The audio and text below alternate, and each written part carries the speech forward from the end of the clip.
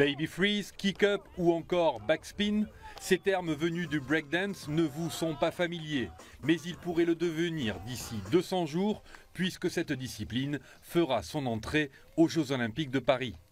Du côté de Tahiti, les adeptes du breakdance n'ont pas attendu cet événement planétaire pour promouvoir leur passion. Ainsi, le collectif Breaking Motion a invité en fin de semaine la population à assister à un battle endiablé opposant le tahitien B-Boy Wawa au calédonien B-Boy Pash. Excellent, hein, franchement, il y avait de l'énergie. Notre invité, il était là, il était en forme, il a envoyé du lourd, comme on dit. Hein. Et voilà, hein, on a fait ce qu'on sait faire. On a essayé de bien exécuter les mouvements, hein, de montrer vraiment tout notre potentiel.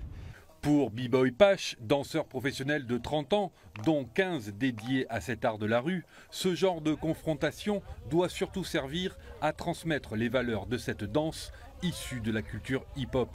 C'était cool, bonne ambiance, grosse ambiance. Ben, voilà, comme j'ai dit, B-Boy Omega lui fait un gros travail ici sur Tahiti au niveau de la transmission.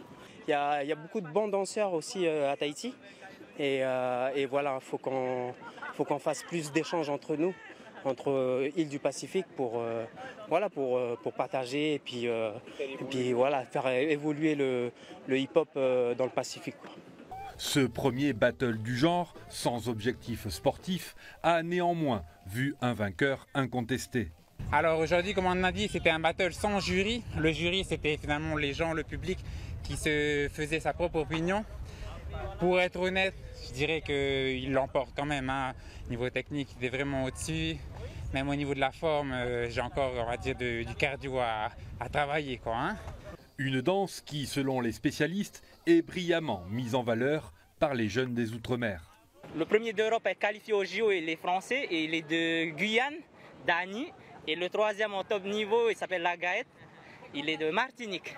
Donc ouais, il y a, je sais pas, on dirait les Iliens, je sais pas, les cocotiers, le fait qu'il n'y ait pas aussi grand chose chez nous, peut-être on a, je sais pas, cette rage de allez, on y va quoi.